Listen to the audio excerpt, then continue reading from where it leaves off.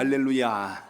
하나님의 기뻐하심으로 오늘도 금요기도회로 결단하신 여러분의 마음속에 성령과 은혜로 충만한 은혜의 시간 되시기를 축복합니다. 우리 말씀의 제목 같이 나눕니다. 남은 것이 무엇이냐? 남은 것이 무엇이냐? 아멘. 쉼터에 가면 이 자판기가 있어요. 자판기 아니지, 돈 넣는 거 아니요. 그냥 이렇게 빼먹는 그 뭐라고 그래요? 커피 머신이라고 그래요. 이게 탁 있는데 이게 주중에 고장이 났어요. 그래서 제가 말은 안 했는데 이제 사실을 이실직고 하려고 그래요. 거기 보니까 커피 온도가 떨어져가지고 제가 원두를 불라고 확 붓는데 온도 알맹이가 떨어지는 게 아니라 가루가 쏟아지더라고. 이게 왜 그런가 봤더니 그 그릇에다가 누가 밑에 있는 걸 갖다 다 털어서 모아놓은 건데 저는 아이고 알갱이가 많네 그러고서 이제 쫙 봤더니 이게 완전히 거기 참 깜짝 놀라서 있어요. 요새는 가루로 나오네. 근데 그게 아닌 거예요. 이게 제가 불이 났게 숟갈로 그걸 막 퍼내고 막 해서 다 된 줄 알고 이렇게 놨더니 주중에 우리 임 목사님 머신이 고장 났습니다. 그러는 거예요. 아니 그게 왜 고장이 났을까? 멀쩡한 게 왜 고장이 났을까? 이제 이렇게 가지고 이거 빨리 본사에 연락해. 그 이상하다고. 이거 벌써 이게 또 교체할 때가 됐나? 그런데 이제 수리가 다 돼서 왔어요. 안전하게 왔기 때문에 이제 제가 사실대로 얘기합니다. 그래서 이제 이번 주에는 지장이 없어요. 그래서 잘 쓰게 되는데 용도대로 쓰지 않으면 문제가 생겨요. 사람도 마찬가지요. 하나님이 우리를 하나님의 형상과 모양으로 지었으면 하나님의 뜻대로 사는 게 복일 줄로 믿습니다. 용도대로 안 쓰니까 망가지기 시작해요. 인성도 망가지고 성품도 깨지고 성질도 더러워지고 말도 거칠어지고 행동도 하나님 기뻐하시지 않는 것만 골라서 하고. 그래서 우리 하나님의 사람들은 주님 주신 것으로 잘 붙드는 역사가 있기를 축복합니다. 교회 앞에 화단이 있잖아요. 거기가 제가 콕 놓치는 게 하나 있어요. 요맘때쯤 되면 약을 쳐야 되는데 약을 안 치고서 언제 알았냐면 하얀 진드기가 생기고 나면 꼭 알아. 약 칠 때다. 근데 이미 늦었잖아요. 생기기 전에 해야 잎이 푸르고 열매를 그나마 좀 따먹을 수도 있을 텐데 아닌 것 같아요. 그래서 이렇게 봤더니 나중에 가서 왔더니 거기 막 파리들까지 다 죽어 있어. 약을 치고 나니까 죽일 것은 진드기인데 파리도 죽더라고요. 제가 중요한 원리를 알았어요. 우리가 살다 보니까 하나님이 기뻐하지 않는 것이 내 주변에 있으면 그걸 깨트리면 그것만 해결되는 게 아니라 악한 마귀 권세도 죽는 줄로 믿습니다. 그래서 하나님의 사람은 기도발로 살아 기도의 능력을 가지고 오늘 이기는 역사가 있기를 주 이름으로 축복합니다. 오늘 기도하고 간구하다가 주님을 만나고 은혜를 체험해서 하나님께서 기뻐하시는 곳으로 향할 수 있는 영적 역사가 있기를 축복합니다. 그냥 왔다 가는 금요기도에 되지 말고 주님 만나는 시간 돼서 하나님의 기적을 체험하는 축복의 주인공이 되시길 바랍니다. 대륙을 횡단하는 샌드힐 두룸이라고 하는 이 새들이 있습니다. 이 조류가 그 하늘을 먼 거리를 수백 킬로를 날아갈 때는요, 맨 앞에 선두에 있는 그 새가 제일 힘들다고 하지 않습니까?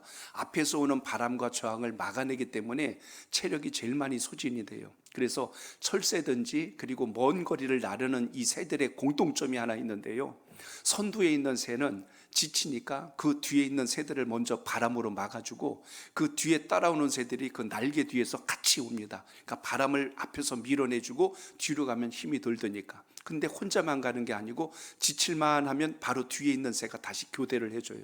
뒤로 가고 해서 서로 교대하면서 바람의 저항을 막아주고 끝까지 목적지까지 갈 수 있도록 서로 협력한다는 것입니다. 저는 이 원리가 신앙의 원리랑 똑같다고 봅니다. 신앙생활은 모두가 다 똑같이 은혜 충만, 성령 충만해서 가지는 않아요. 어려운 일도 있고 힘든 일도 만날 수 있습니다. 그럼 앞에서 먼저 그 바람을 막아줘야 될 그 하나님의 사람들이 있는 겁니다. 그걸 막아주고 중보기도 해주고 격려해주고 힘을 실어주고, 때로는 좀 지치면 또 다른 동료가 다시 그 자리에서 그 사명을 감당해주고, 이렇게 하면서 계속 서로가 윈윈하면서 서로를 잡아주고 끌어주고 밀어주면서 목적지까지 가야 할 줄로 믿습니다. 그래서 이 철새들이 잘하는 것이 바로 이렇게 선봉에 선 새가 있으면 뒤따라가는 무리들도 있고, 그게 물러나면 다음에 있는 둘째 새가 그 다음 자리를 차지해서 함께 가는데요, 더 놀라운 게 하나 있어요. 선봉에 서면 뒤에 있는 새들이 소리를 내줍니다. 꾀꾀이 됐든 깨깨이 됐건 소리를 내주면 그 힘을 받고 간다는 거예요. 응원하는 소리를 듣고. 저는 동물들을 통해서 지혜를 얻습니다. 누가 열심히 하면 뒤에서 좀 박수 좀 쳐주고 격려할 수 있길 바랍니다. 좀 열심히 하면 그냥 끌어내려고 그러고 털 뽑으려고 그러고 그러지 말고, 열심히 하는 것을 보고 함께 힘을 실어주고 함성을 질러주고 힘내세요, 우리가 있잖아요 하고 이렇게 하면 얼마나 좋아요. 그래서 믿음의 역사는 이렇게 시작된다는 걸 잊지 말고, 오늘 금요기도에 나오신 여러분, 여러분의 기도로 앞뒤 좌우에 있는 분들이 함께 은혜 충만, 성령 충만해서 하나님의 역사를 체험하는 은혜가 있기를 축복합니다. 다음 주 화요일 날 이제 선거가 있어요. 대선을 앞두고 있는데요, 정말 우리가 기도 많이 해야 될 것은, 국제 정세를 보면 알지만 얼마나 급변합니까? 미국이 저 관세 정책 때문에 전세가 지금 출렁거리고 있는 걸 우리는 보고 있습니다. 이런 시대에 우리 민족이 흔들리지 않고 더 번영하고 도약할 수 있도록, 능력을 잘 발휘할 수 있는 지도자가 세워질 수 있도록 여러분 오늘 기도하시길 바랍니다. 아울러서 정말 겸손한 성품을 갖고 국민과 나라를 사랑하는 지도자가 세워질 수 있도록, 당리당략과 이권 때문에 그 옳은 길을 틀어놓는 일이 생기지 않도록 그런 지도자가 세워지게 해달라고 여러분 같이 기도하시기를 바랍니다. 뿐만 아니라 항상 헌신하고 또 민족을 위하여서는 희생할 줄도 알고 할 수 있는 이런 지도자가 세워졌을 때, 우리나라의 장래 앞으로 향후 5년 안팎이 어떻게 변화될지는 모르겠지만 하나님께서 움직이시는 대로 잘 갈 수 있도록 여러분 그런 마음으로 기도하시길 바랍니다. 그래서 뽑을 사람 없다고 투표 안 하겠다고 그러지 말고, 그날 놀러 가기 전에, 그날 쉬기 전에 꼭 여러분 투표하시길 바랍니다. 안 해놓고 나서 왜 저 사람이 됐냐고 그러지 마세요. 했는데도 바뀌었을 때는 하나님께서 뭔가 계획이 있으시구나 이러면 되고, 여러분이 해서 되면 내 한 표 때문에 저 사람이 된 거다 하는 마음을 가지고, 여러분 우리가 주권적 의미 안에서 우리나라의 모든 것을 움직이시는 하나님의 섭리를 붙들고 오늘 기도하며 나갈 수 있길 바랍니다. 성경적 원리에 맞는 사람을 잘 기도하시고 그렇게 여러분 뽑으시길 바랍니다. 그러므로 저는 오늘 여러분들과 함께, 하나님의 사람들은 무엇으로 살아야 하는가, 인생을 살다 보면 힘든 일, 어려운 일이 왜 없겠어요? 오늘 본문에 보면 살다가 힘든 일을 만난 사람이 있는데 누구냐면, 선지자 학교에서 제자로 있던 사람의 아내. 근데 그 선지자로 있던 제자가 그만 병으로 세상을 떠나게 됩니다. 그런데 죽는 걸로 끝난 게 아니라 그 죽음으로 인하여 그 선지생도였던 그 사람에게 있었던 모든 빚을 갚지를 못하여서 빚쟁이들이 그 집을 찾아오는 상황까지 오늘 벌어집니다. 그로 인하여서 그 집의 빚을 갚아달라고 했는데 갚을 능력이 없는 거예요. 이 정도 상황이 되자, 그렇다면 당신 집에 있는 저 두 아이를 우리가 종으로 데려가겠소 하고 이렇게 하겠다는 이야기입니다. 언제까지 말미를 줄 테니 갚으라는 겁니다. 이 정도 상황이 되니까 오늘 이 성지생도의 아내가 정말 죽을 맛입니다. 남편도 세상을 떠났죠. 하나님의 일을 열심히 했던 하나님의 사람이었는데 세상을 떠났죠. 그리고 홀로 남았죠. 두 자식을 이제 키워나가야 할 텐데 지금 두 자식을 갖다가 종으로 끌고 가겠다고 하니 이것처럼 절망스러운 일이 또 어디 있겠습니까? 오늘 이런 상황 속에 놓이게 되자 이 여인이 누굴 찾아갔어요? 오늘 엘리사를 만납니다. 엘리사 선생님, 우리 남편이 하나님의 말씀을 배우고 하나님의 일을 하는 자로 오늘까지 왔었는데 그만 세상을 떠나게 되어서 우리 집은 이제 가진 것이 하나도 없는데 빚을 잔뜩 지게 됐습니다. 이걸 어찌하면 좋습니까? 하고 그것에 대해서 애통해하며 지금 하소연을 하고 있습니다. 오늘 이런 상황에 놓이게 되자 엘리사가 그 여인에게 묻습니다. 당신 집에 무엇이 있는지 나에게 말하십시오 하고 이렇게 이야기를 했어요. 아무것도 없다고 했는데 뭐가 있는지 남은 거라도 좀 얘기해 보세요 하고 남은 걸 물어봤더니 이 여인이 집안에 먹을 것도 이미 다 바닥이 났고 살 형편도 정말 마지막까지 온 터라 우리 집에 있는 거라곤 이제 기름 한 병 정도밖에 없습니다. 기름 한 병이라고 하는 것은 가장 최소 단위로서 남아있는 음식의 끝자락과 같은 제일 작은 양만 지금 있다고 오늘 말씀합니다. 오늘 이쯤 상황이 되자 오늘 엘리사가 이 여인에게 그럽니다. 그러면 아이들과 함께 나가서 그릇을 잔뜩 좀 빌려올 수 있는 데까지 빌려와 보세요 하고 이렇게 이야기를 하자 이 여인이 아이들을 지켜서 그릇을 빌려오게 합니다. 그릇을 다 가지고 와서 그랬더니 거기다 그 기름을 부어보래요. 붓는데 놀라운 일이 생긴 겁니다. 그 그릇이 있는 대로 기름이 다 채워지기 시작을 하는 거예요. 그걸 부어다가 이제 내다 팔라고 그랬습니다. 그래서 그걸 갖다가 팔아서 이걸로 생활할 수 있도록 이렇게 생계를 유지할 수 있도록 이렇게 섭리하는 장면이 오늘 본문에 나옵니다. 그래서 더 이상 빌려올 그릇이 없고 마지막까지 되자 이제 기름이 그쳤더라 하면서 오늘 말씀이 마지막으로 이렇게 종지부를 찍습니다. 그래서 이 아이들이 종으로 끌려가지 않고 생활하는데 지장이 없도록 이렇게 되었더라. 이게 오늘 본문의 전체적인 맥락입니다. 자, 그러면 여러분, 오늘 여기서 우리가 몇 가지 중요한 사실을 봅니다. 하나는 엘리사가 한 이야기예요. 엘리사가 뭐라고 했냐면 내 집에 남아있는 것이 무엇이냐라고 물었고요. 또 하나 우리가 볼 수 있는 것은 기름 한 그릇 외에는 아무것도 없나이다. 이게 이 여인의 고백입니다. 엘리사는 그 집에 남은 걸 물어봤고 여인은 우리 집엔 이거밖에 없나이다. 이렇게 대답을 했다는 것입니다. 여인 입장에서는 이게 우리 집안의 마지막입니다 하고 절망스러운 마음을 고백했는데 엘리사는 그걸 통하여 이 집이 다시 일어날 수 있는 길을 여는 열쇠로 사용하였더라 이렇게 말씀합니다.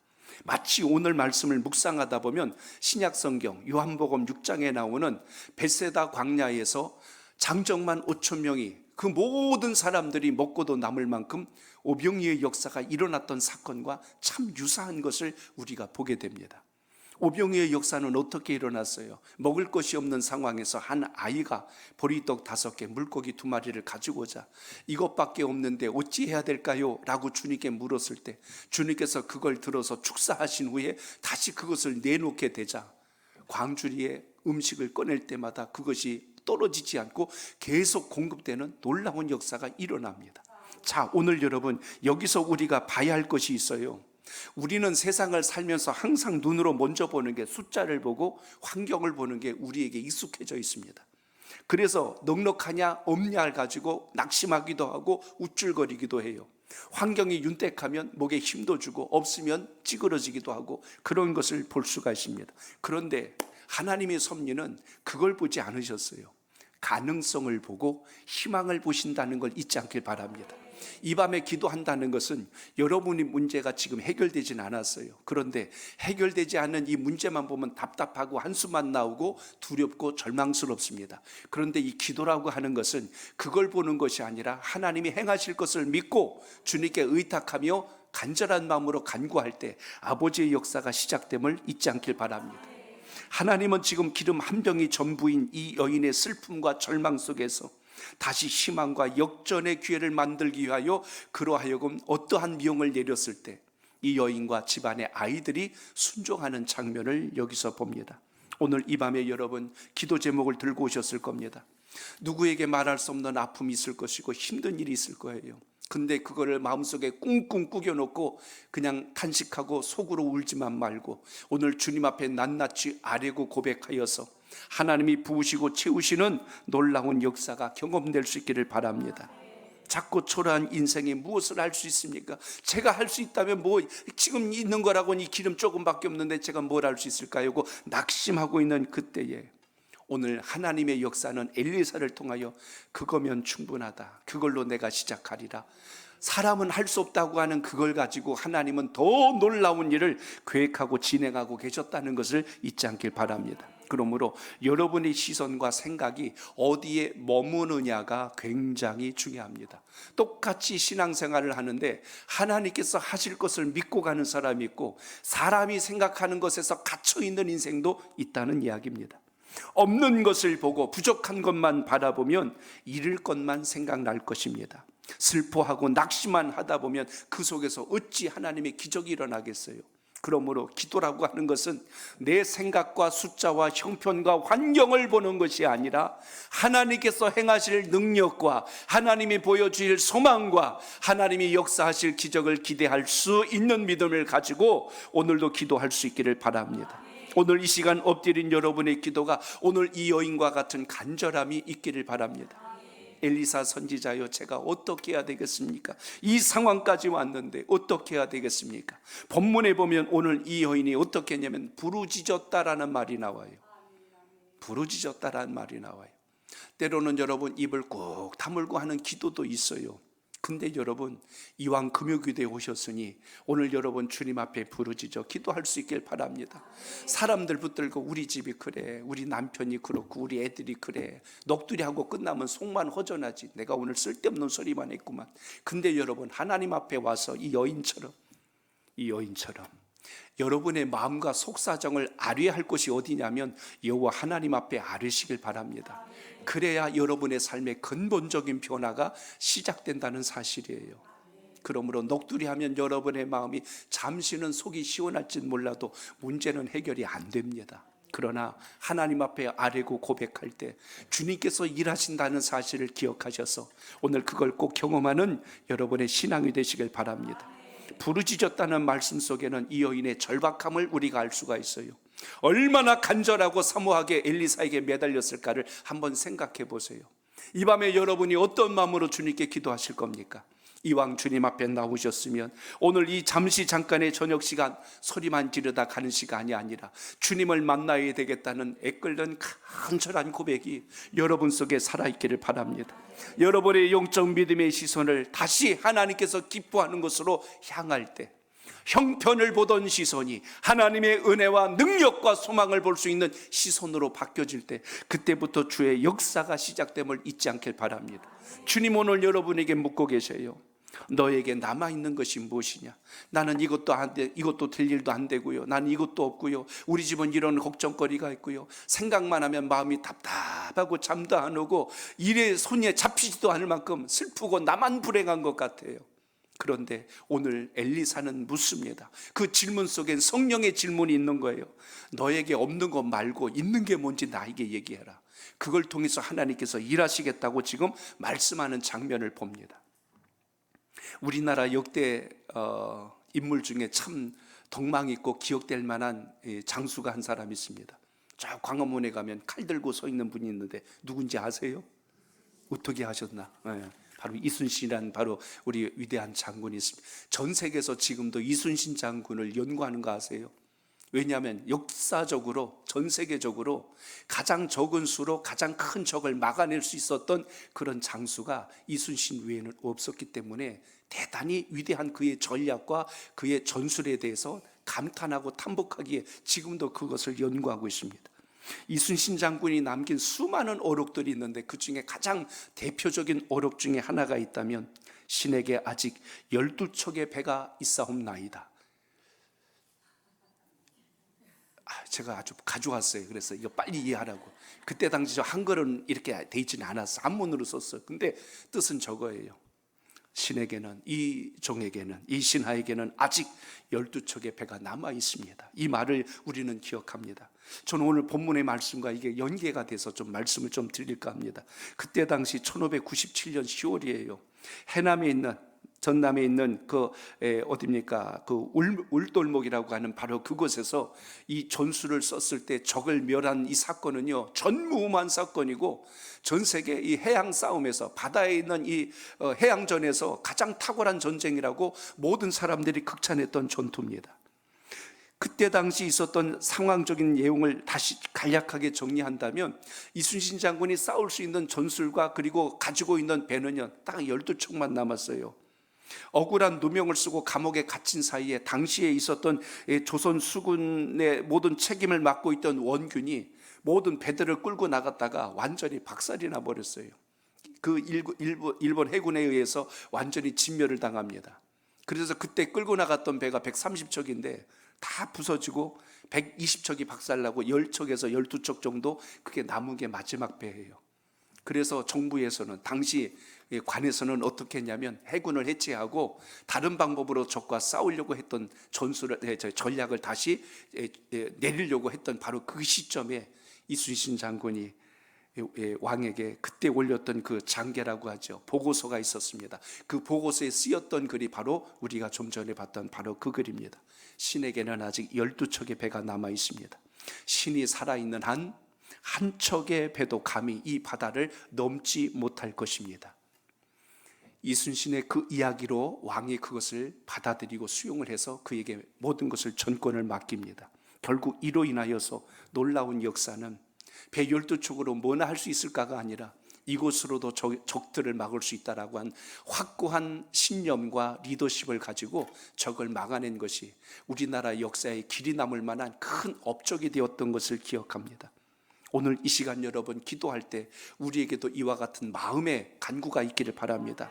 주여, 아무것도 없다고 우리가 낙심하고 원망하지 않고 오늘 이 금요기도의 시간에 주의 말씀을 부여잡고 기도할 때 하나님의 능력과 주의 역사를 경험하게 하옵소서.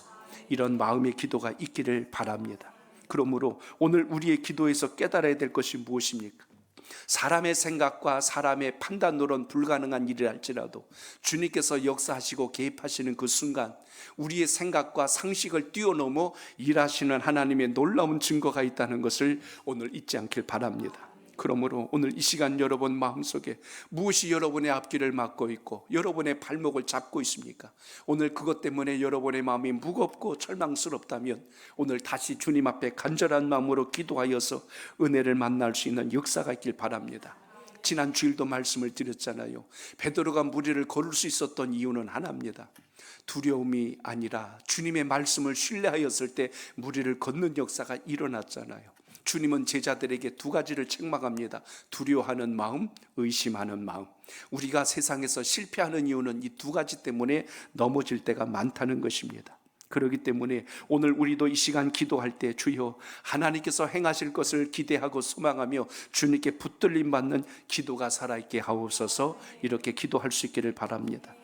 주님 오늘도 여러분에게 말씀합니다. 절망하지 말고 너에게 아직 희망이 있지 않느냐, 너에게 아직 할 일이 있지 않느냐.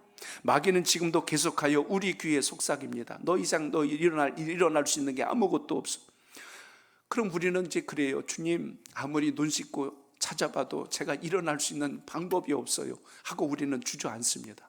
그런데 주님은 자꾸만 우리에게 물으시는 거예요. 너에게 남은 것이 있느니라. 아직도 남은 것이 있느니라. 그래서 그걸 발견하여 그걸 부여잡고 주님 앞에 나가려고 하는 영적인 결단과 열심이 여러분의 마음속에 새겨지기를 축복합니다. 어느 분이 사업을 하고 실패를 했어요. 부도가 나고 이제 빚쟁이들로부터 독촉을 받게 되자 살 의욕이 다 상실했습니다. 집을 나왔어요.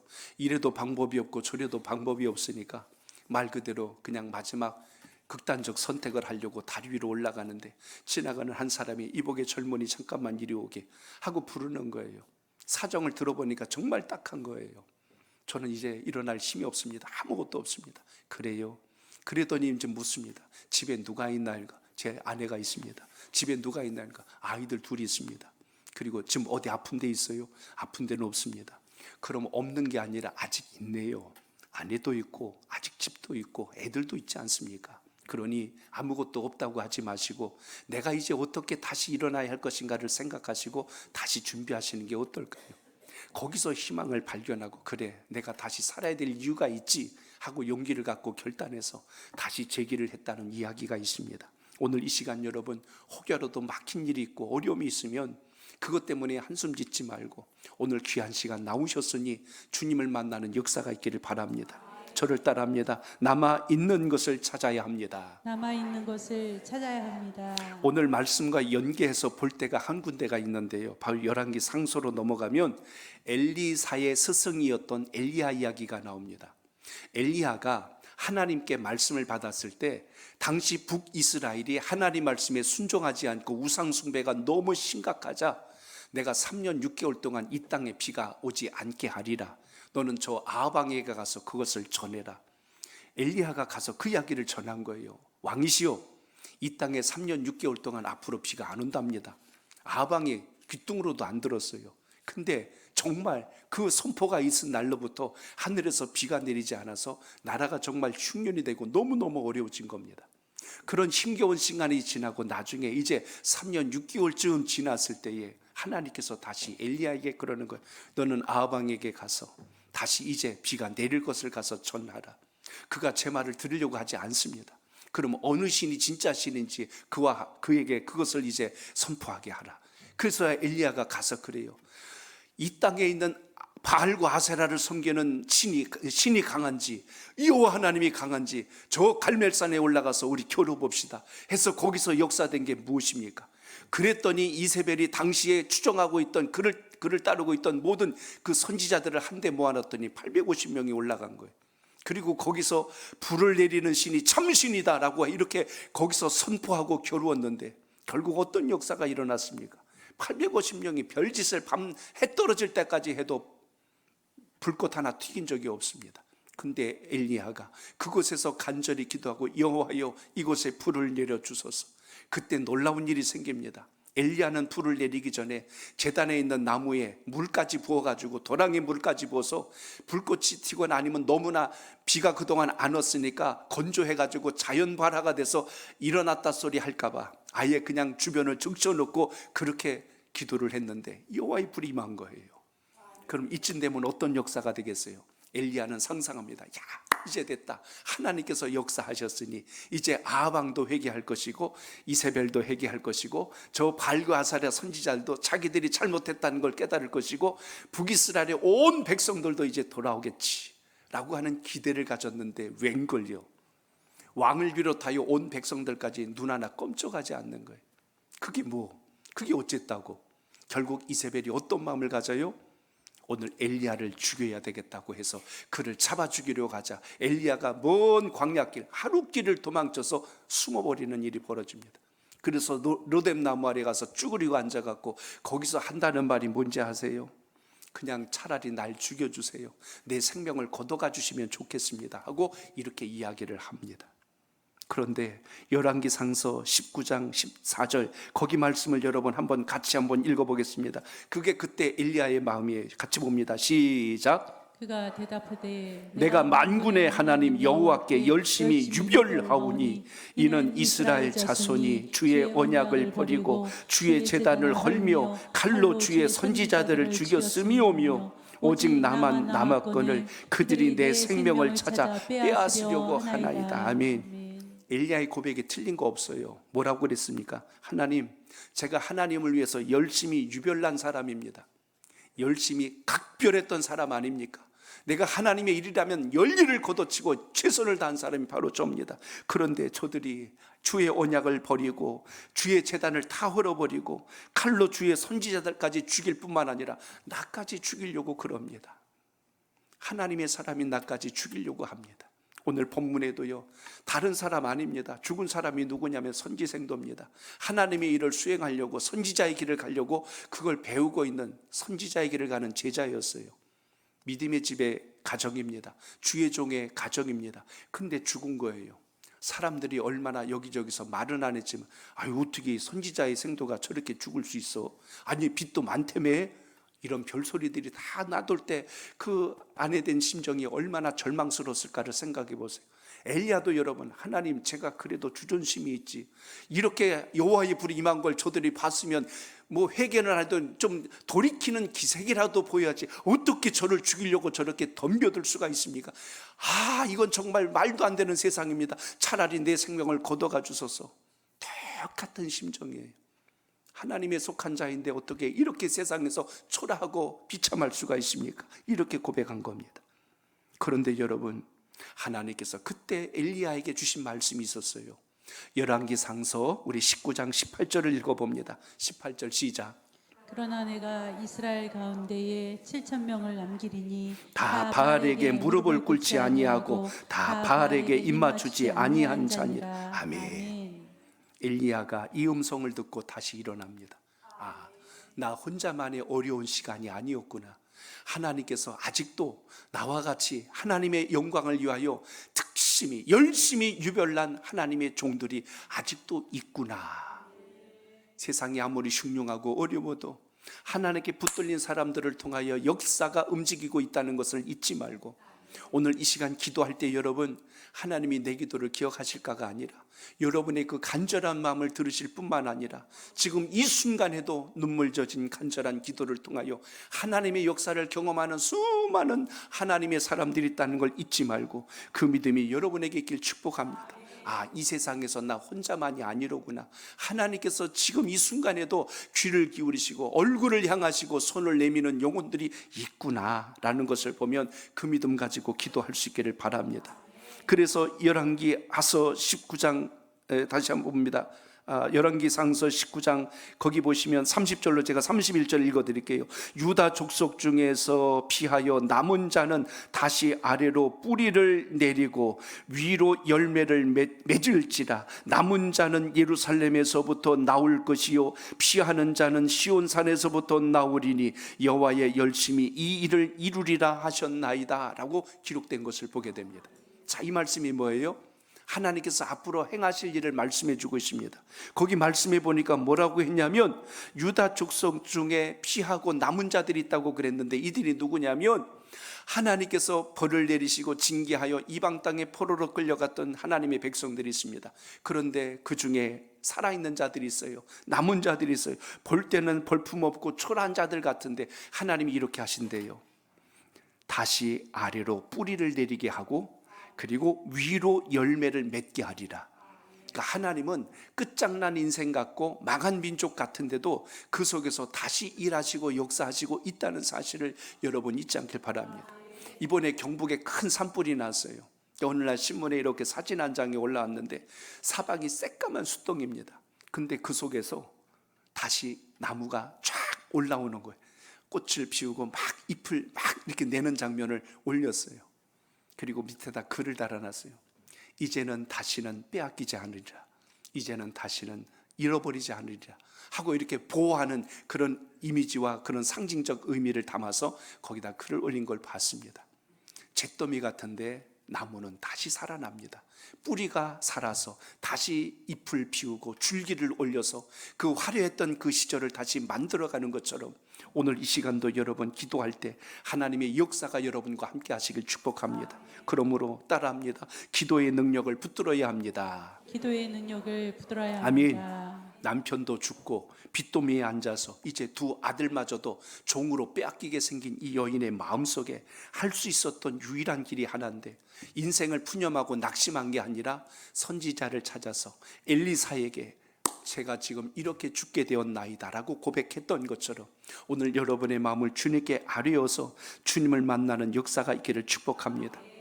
대부분의 사람들은요 다른 건 다 가지고 있는데 가만히 보니까 하나를 잃어버렸어요. 기도를 잊는 사람들이 있더라고요. 근데 반대로 기도를 통하여서 지금 어려운 상황과 환경을 극복하고 일어나기 위해서 하나님 손에 붙들림 받은 영혼이 있다는 이야기입니다. 오늘 이 시간 여러분의 기도가 이와 같기를 축복합니다. 하나님을 알지 못하는 세상 사람들은 고난이 오면 둘 중에 하나예요. 하나는 포기하던가, 두 번째 누군가를 원망하여 내가 이렇게 된 건 누구 때문에 그래, 누구 때문에 그래고 원망하고 정죄하고 낙심하는 걸로 끝나버립니다. 그런데 오늘 하나님의 사람은 오늘 성지생도의 아내처럼 부르짖어 기도할 줄로 믿습니다. 오늘 이 밤에 여러분의 기도가 주님을 만나는 시간이요 인생의 역전하는 기회요 하나님이 여러분을 통하여 큰 일을 행하실 수 있다는 사실을 확신하고 구하는 역사가 있길 바랍니다. 이 여인은 하나님의 말씀을 신뢰하고 믿었기에 선지자 앞에 엎드린 거지, 그렇지 않으면 누구나 똑같아요. 내 인생은 어차피 이런 거야. 그리고 포기할 수밖에 없는 게 연약한 우리들의 모습일 것입니다. 여기서 여러분 중요한 사실을 깨달으시기 바랍니다. 영국의 설교가 존 브렌 차드 목사님은 이런 이야기를 해요. 기도는 마지막 해결책이 아니라 첫 번째 해결책이다. 굉장히 저는 의미 있다고 생각합니다. 기도는 마지막에 이제는 할 게 기도밖에 없어요가 아니라 가장 먼저 여러분이 붙들어야 될 능력이란 걸 기억하시기 바랍니다. 그래서 우리 하나님의 사람들은, 우리 선목교회 성도들은 이런 말은 하지 마세요. 제가 뭐 기도밖에 할 게 있나요? 이런 말 하지 마세요. 기도밖에 할 게 있나요가 아니라 우린 이렇게 고백할 수 있어야 됩니다. 제가 확실하게 기도하겠습니다. 한번 따라합니다. 제가 확실하게 기도하겠습니다. 옆에 계신 분하고 한번 그렇게 인사해 봅시오. 제가 확실하게 기도하겠습니다. 시작. 제가 확실하게 기도하겠습니다. 아멘. 누가 여러분에게 힘들다고 기도 부탁하면 뭐 제가 뭐 기도밖에 할 게 있나요? 그러지 말고 제가 확실하게 하나님 앞에 간절하게 기도하겠습니다. 이렇게 기도를 선포할 수 있기를 바랍니다. 그렇기 때문에 그렇게 기도가 시작될 때 하나님의 역사가 그 속에서 나타나고 증거됨을 잊지 않길 바랍니다. 할 게 없어서 하는 게 기도가 아니라 우리가 하는 이 기도가 능력이 있기 때문에 하나님이 들으신 줄로 믿으시기 바랍니다. 음식을 먹을 때요 맛있는 것부터 먹는 사람이 있고 썩은 것부터 먹는 사람이 있어요. 아까워가지고 아이고 아까워 썩은 거 골라냈더니 다음날 봤더니 또 썩은 게 또 있네. 그것도 골라내서 먹고 그러니까 마지막 남은 것까지 먹을 때까지 썩은 것만 먹더라고. 어떤 분은요 싱싱한 것부터 먹어요. 좋은 것부터 먹어요.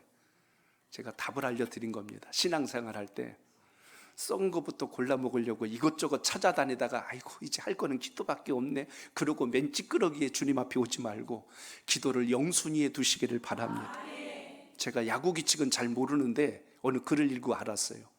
우리 임 목사님이 야구를 되게 좋아하는데 야구할 때 1번 타자가 제일 잘 치는 선수가 해요? 못 치는 선수가 해요? 임 목사님 그래요. 그게 정답이에요. 야구할 때 감독이요 1번 타자 누구냐면 그 팀의 에이스를 넣습니다. 제일 잘하는 선수를 1번에다 넣어요. 그래서 홈런을 치던 3루 안타를 치건 결국 해가지고 앞에서 먼저 기선을 제압할 수 있도록 1번 타자는 제일 잘하는 사람을 세운다는 것입니다. 저는 기도의 원리가 똑같다고 생각해요. 성경에서 말한 이 기도는요 마귀가 제일 두려워하고 제일 싫어하는 가장 강력한 무기라는 걸 잊지 않길 바랍니다. 여러분이 어려운 일을 만났을 때 뭘 먼저 시작하느냐를 보면 마귀가 벌써 안다니까요. 그러니까 1번 타자가 벌써 홈런을 땅 치거나 멀리 치면 투수가 기가 확 죽어버려요. 이거 이 팀 대단하다. 이 실력이 만만치 않네. 그래서 공이 던질 때 흔들려요. 마찬가지로 마귀가 찝적대는 사람들 건들면 건들 때마다 쓰러지고 자빠지고 깨지는 사람이 있고 그때마다 더 강하게 나의 기도는 확실하게 할 것입니다 하고 매달려서 가는 사람하고 마귀가 누구 곁에 있을까를 생각해 보십시오. 그렇기 때문에 따라합니다. 기도가 능력입니다. 아멘. 그러므로 넘어짐은 일어서기 위한 전주곡이다. 한번 생각하세요. 여러분이 넘어졌다면 다시 일어나기 위해서 전주곡이 있는 거예요. 아직 본 내용이 본 음악이 시작되지 않은 거예요. 그렇기 때문에 오늘 이 시간 믿음 가지고 기도할 수 있길 바랍니다. 그래서 수요일날 제가 예레미야서 29장 11절 말씀 우리 같이 나눴잖아요. 같이 읽어봅니다. 시작. 여호와의 말씀이니라 너희를 향한 나의 생각은 내가 안 하니 평안이요 재앙이 아니니라 너희에게 미래와 희망을 주는 것이니라. 아멘. 따라합니다. 하나님의 능력을 붙들어야 합니다. 다윗과 골리앗이 싸울 때 골리앗은 완전 무장했어요. 투구를 쓰고 갑옷을 입고 그 배틀채만한 창자루를 쥐고 있고 한쪽엔 칼을 차고 있고 그러니 방패까지 들고 있어요. 어떻게 그 골리앗을 쓰러뜨립니까? 키는 거의 3m 6척에 넘는 그 키를 가지고 있는 그 대적을.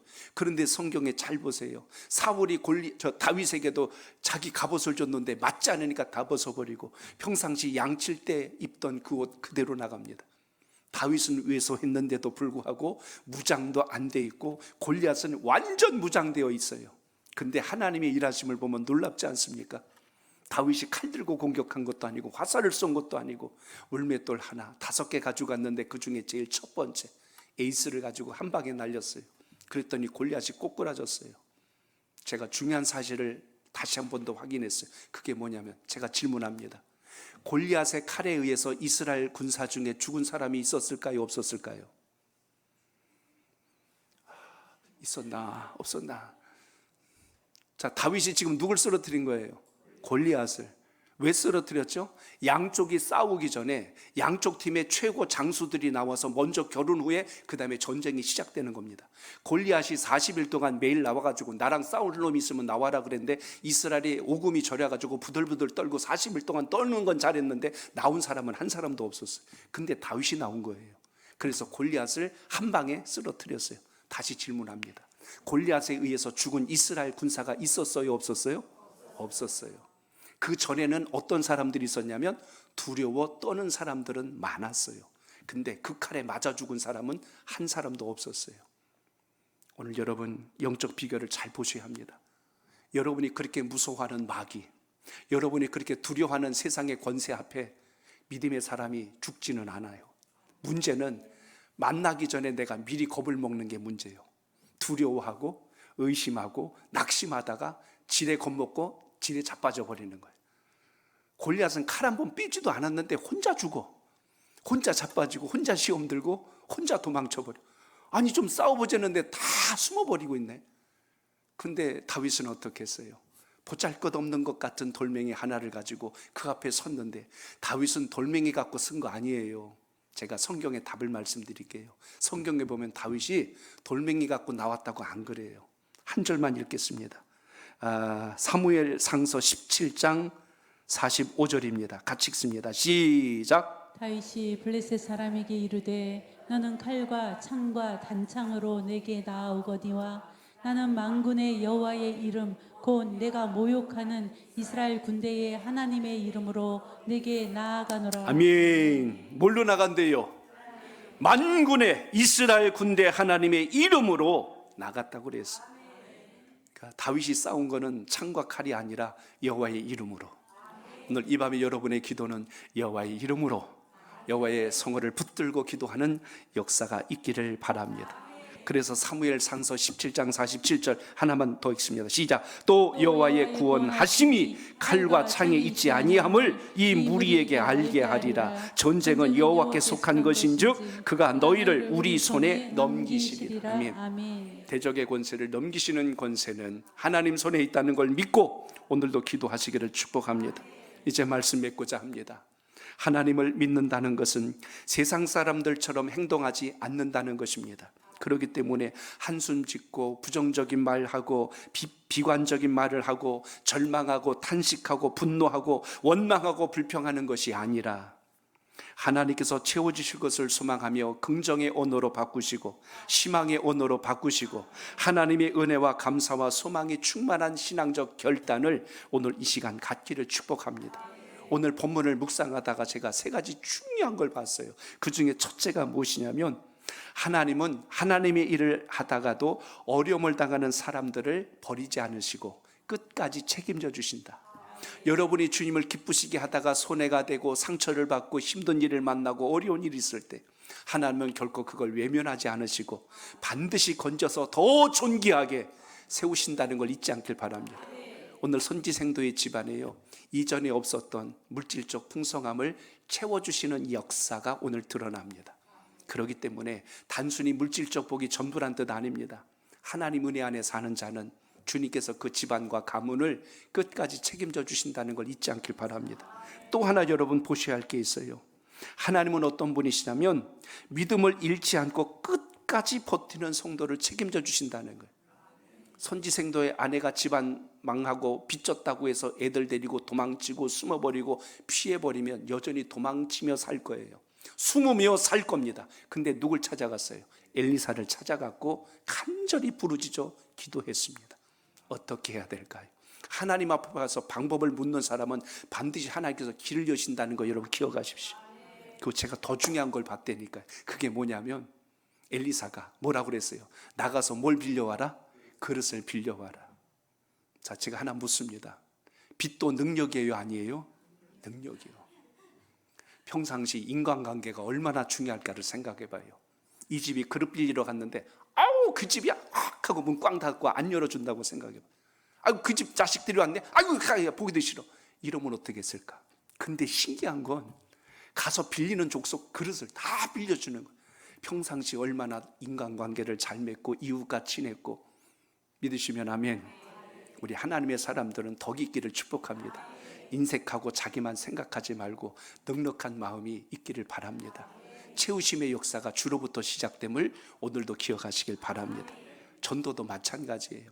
사도행전에 보니까 전도가 어떻게 시작한 줄 아십니까? 한 절만 읽고 말씀했습니다. 사도행전 2장 47절 시작. 하나님을 찬미하며 또 온 백성에게 칭송을 받으니 주께서 구원받는 사람을 날마다 더하게 하시니라. 아멘. 여러분이 주님을 기뻐하고 감격하며 긍정적인 언어로 소망의 말들로 희망을 전하고 어려운 순간에도 포기하지 않고 주님을 붙들었더니 사람들이 그것을 보고 감동하여 나도 저분처럼 신앙해야지.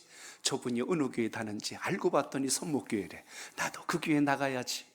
여러분의 가정에서 여러분의 이웃들 간에 이런 역사가 날마다 넘치는 은혜가 있기를 축복합니다. 그러므로 오늘 이 귀한 시간 나오셨는데 오늘 본질은 하나입니다. 기도를 가볍게 여기지 말고 주님 앞에 부르짖는 오늘 이 여인처럼 매달렸을 때 하나님의 역사가 시작됨을 잊지 않길 바랍니다. 이 여인도 믿음 좋은 사람이고 저는 자식들도 대단하다고 생각해요. 아무것도 없는 이 집에 이 여인이 엘리사 선생님, 그럼 제가 그렇게 하겠습니다. 이게 한다는 게 쉬운 일이 아니거든요. 아무것도 없는데 그릇 가져오라니까, 아니 기름이 떨어졌지 집에 그릇이 없어요? 하고 따질 수도 있는데 순종하잖아요. 근데 더 놀라운 건 애들이 순종하라는 거예요. 자녀들이 순종하는 거예요. 어머니, 그 말씀에 저희가 순종해서 그릇을 빌리러 갔다 오겠나이다. 아유, 엄마 먹을 것도 없는데 무슨 그릇 가져오라고 그래. 그것은 막 그냥 속썩이고 말 안 듣고 그러지 않았어요. 이 여인도 대단했고 아이들도 순종하는 걸 보면 꼭 아브라함의 아들 이삭을 보는 것 같아요. 그 모든 것을 순종하는 것처럼 오늘 이 시간 기도할 때 여러분의 가정도, 우리 자녀들도 놓고 믿음의 은혜가 넘치기를 구하는 기도가 있기를 축복합니다. 오늘 말씀 전체적인 부분을 다시 여러분 마음속에 새기시고, 힘든 일, 어려운 일 왔을 때 도망치고 피하지 말고 주님께 매달리는 그를 통하여 역사하시는 그 하나님, 여러분의 주님 되시기를 축복합니다.